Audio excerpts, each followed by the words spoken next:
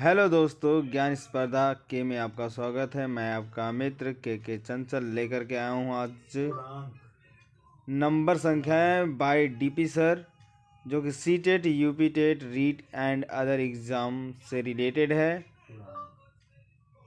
अगर आप इस चैनल पर नए हैं तो प्लीज़ चैनल को सब्सक्राइब, लाइक और बेल आइकन घंटी दबाना ना भूलिएगा, ताकि आपको आने वाली वीडियो की हर एक नई नोटिफिकेशन मिलती रहे। दोस्तों को शेयर करना भी ना भूलिएगा। चलते हैं टॉपिक पर। आइए हम थोड़ा सा स्टार्ट करते हैं। एकदम बेसिक लेवल से मैथ स्टार्ट करने वाले हैं।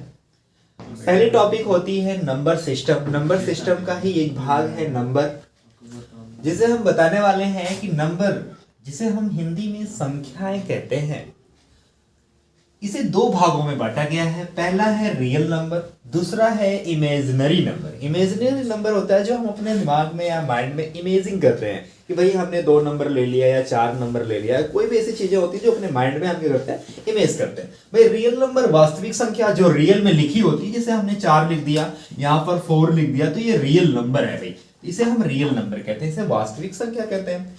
अब वास्तविक संख्याओं को हमने दो भागों में बांट दिया। कौन कौन उसमें? रेशनल नंबर और इरेशनल नंबर, जिसे हम हिंदी में परिमेय संख्या कहते हैं और अपरिमेय संख्या कहते हैं। भाई परिमेय संख्या क्या होती है, अपरिमेय संख्या क्या होती है? परिमेय संख्या क्या होती है? जैसे हम किसी भी चीज को p बाई क्यू के रूप में यदि लिख रहे हैं, से कोई भी है उसे हम p बाई क्यू के रूप में लिखें और q equal to not zero हो, तो ये क्या कहलाएगी? परिमेय संख्या कहलाएगी। अब इसी का ठीक उल्टा, जिसे हम p बाई क्यू के रूप में न लिख पाए, उसे हम अपरिमेय संख्या कहते हैं। आइए फिर देखते हैं कि भाई रेशनल नंबर क्या होता है। रेशनल नंबर 3 प्रकार के होते हैं। कौन कौन से भी? प्राकृतिक संख्या होती है, होल नंबर होता है जिसे, और इंटीजर होते हैं। भाई प्राकृतिक संख्या को नेचुरल नंबर और होल नंबर, इंटीजर, जिसे हिंदी में कहते हैं प्राकृतिक संख्या, पूर्ण संख्या और पूर्णांक। अब इसके बारे में थोड़ा सा जान जाए। भाई प्राकृतिक संख्या होती क्या है? यानी जो भी प्राकृतिक संख्या होगी वो 1 से स्टार्ट होगी। 1 2 3 4 डॉट डॉट डॉट, ये कहां तक जाएगी? इनफाइनाइट तक जाएगी। और होल नंबर क्या होता है? जिसे हम पूर्ण संख्या कहते हैं, यानी कोई भी एक पूर्ण संख्या हो उसे हम होल नंबर कहते हैं। बस यहां पर क्या, ये 0 से स्टार्ट होता है, 0 1 2 3 4 डॉट डॉट डॉट, ये भी इनफाइनाइट तक जाता है। फिर इसके बाद इंटीजर। इंटीजर में दो होते हैं, एक पॉजिटिव भी होता है और नेगेटिव भी होता है। मान लेते हैं अगर हमने +3 +2 +1, फिर इधर अगर, सॉरी हमने उल्टा लगा दिया, तो ये पॉइंट से हम इधर भी जा सकते हैं और इधर भी जा सकते हैं। इसमें नेगेटिव पॉइंट और पॉजिटिव पॉइंट दोनों पाई जाती हैं, जिसे हम पूर्णांक कहते हैं। बारे में हमने पढ़ लिया है। प्राकृतिक संख्या के बारे में भी हमने जस्ट नीचे पढ़ा है। अब आते हैं प्राकृतिक संख्याओं का गुण क्या होता है, यानी प्रॉपर्टी ऑफ नेचुरल नंबर के बारे में थोड़ा जानते हैं। नेचुरल नंबर यानी प्राकृतिक संख्याओं को 3 भागों में इसमें डिवाइड करने की किया गया है। जैसे संवरक नियम क्या होता है भाई? क्लोजर लॉ, साचर नियम, एसोसिएटिव लॉ, क्रम विनिमय नियम, कम्यूटेटिव लॉ। इसके बारे में अलग अलग तरीकों से हम पढ़ेंगे। भाई साचर नियम के बारे में पहले जानते हैं। साचर नियम क्या कहता है? साचर नियम कहता है कि जहां दो संख्याओं को आपस में जोड़ा जाए तो जो उसका योग प्राप्त हो वह भी एक प्राकृतिक संख्या होना चाहिए। यानी जहां दो प्राकृतिक संख्याओं को आपस में जोड़ा जाए, जो योग प्राप्त हो वो भी एक प्राकृतिक संख्या होनी चाहिए। ये कौन कहता है? संवरक नियम कहता है। जैसे a प्लस बी, भाई ए कोई प्राकृतिक संख्या और बी भी कोई प्राकृतिक संख्या है। जब इन दोनों को आपस में हमने जोड़ा तो क्या प्राप्त हुआ? a प्लस बी, यानी a प्लस बी प्राप्त हुआ। आइए अब किस भाई साचर नियम के बारे में थोड़ा सा जानते हैं। साचर नियम में 2 प्रकार होते हैं। जैसे हमने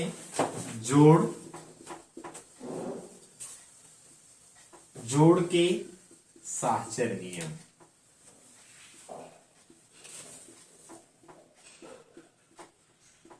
खैर भाई जोड़ के साचर नियम, और एक होता है गुणा के साचर नियम।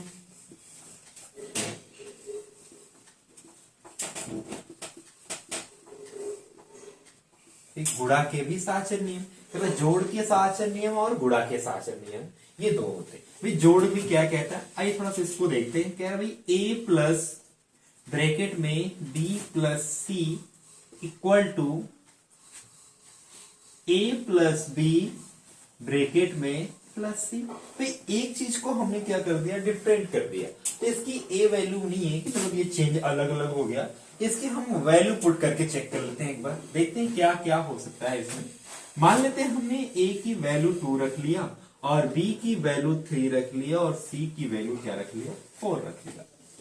आइए वैल्यू पुट करके देखते हैं कि क्या ये दोनों आपस में बराबर है। यदि बराबर होगा तो कौन सा नियम काम करेगा, जोड़ का साचर नियम काम करेगा।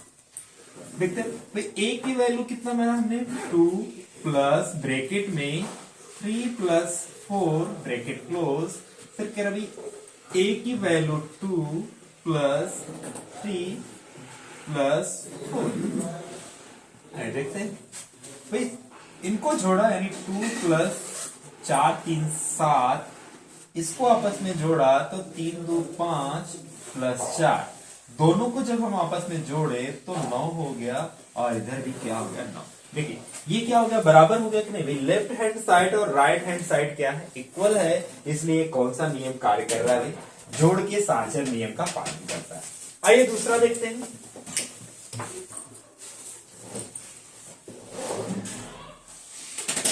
दूसरा है आपका गुणा का साचर नियम। दूसरा गुणा का साचर नियम में क्या होता है, यानी ए इंटू ब्रैकेट में बी इंटू सी और ए इंटू बी ब्रैकेट में और गुणे सी कर लेते हैं। अब इसमें भी भाई ये नहीं कह रहा है कि ए गुणे बी ब्रैकेट में B into C equal to A into B bracket close फिर गुणे बी सी, ये हो गया।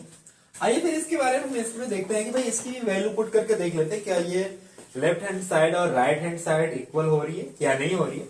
यानी ए की वैल्यू हमने रख लिया 3 रख लेते हैं और बी की वैल्यू 2 रख लेते हैं और सी की वैल्यू हम 1 रख लेते हैं सपोज से। देखते हैं कि भाई ए की वैल्यू 3, आइए हम पुट करके देखते हैं। यानी ए 3 इंटू ब्रैकेट में बी इंटू यानी सॉरी ब्रैकेट में 2 इंटू 1 ब्रैकेट क्लोज है ना, पर ए यानी 3 इंटू 2 ब्रैकेट इंटू 1, ये हो गया भाई हमारा। आइए 2 1 का नम 2 यानी 3 इंटू 2 इक्वल टू 3 दूना 6 गुणे 1 है ना। तो यहां पर देखिए तो 2 3 6 यानी 6 का नम 6। देखिए यहां पर भी क्या हो रहा है भाई, लेफ्ट हैंड साइड और राइट हैंड साइड आपस में क्या हो रहे हैं, इक्वल हो रहे हैं, इसलिए यह भी गुणज का यानी गुणा का साहचर नियम के रूल का पालन कर रहा है। आइए अब पढ़ते हैं क्रम विनीय नियम को। क्रम विनीय नियम क्या होता है इसके बारे में भी थोड़ा सा देख लेते हैं। अब यहां गुणा जोड़ के साहचर नियम थे तो यहां पर गुणा के, अब यहां पर जोड़ के क्रम विनीय नियम हो जाएंगे। जोड़ के क्या हो जाएंगे, क्रम विनीय नियम हो जाएंगे। ये भी दो होता है यानी जोड़ के क्रम नियम। भाई जोड़ के क्रम विनीय नियम और गुणा के भी क्या होते हैं भाई, क्रम विनीय नियम होते हैं।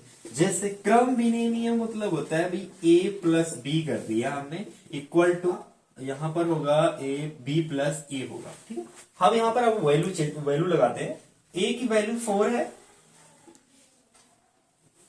यानी 4 प्लस 3 और यहां पर b की वैल्यू 3 प्लस 4, यानी इसके स्थान को हम आगे पीछे कर दिए, देखा तो यहां पर भी 7 प्राप्त हुआ और यहां पर भी क्या प्राप्त हुआ, 7 प्राप्त हुआ। यानी इसका left hand right hand side दोनों क्या है, आपस में इक्वल है, इसलिए ये कौन से रूल को पालन कर रहा है, जोड़ के क्रम विनीय नियम का पालन कर रहा है। आइए गुणा के हम चेक करते हैं। गुणा के क्रम विनीय नियम क्या कहता है भाई, A B equal to B A, यानी दोनों के स्टेप में इसमें भी हमने क्या कर दिया, चेंजिंग कर दिया, ए की जगह बी की जगह हमने क्या कर दिया, ए को कर दिया।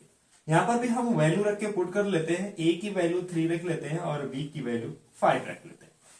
देखते हैं भी यहां पर जो कुछ लिखा हूं नहीं, बट भी यहां पर क्या होता है, a इंटू बी होता है और यहां पर क्या होता है, b इंटू ए होता है। a की वैल्यू 3 है और b की वैल्यू क्या है, 5। इसी के ठीक अपोजिट है, यानी 5 इंटू 3 हो जाएगा। दोनों का जब हम आपस में मल्टीप्लाई किया तो दोनों का आंसर क्या आ गया, सेम आ गया। इसलिए ये नियम किसको लागू करता है, क्रम विनिमय नियम के, गुणज के रूल को लागू करता है।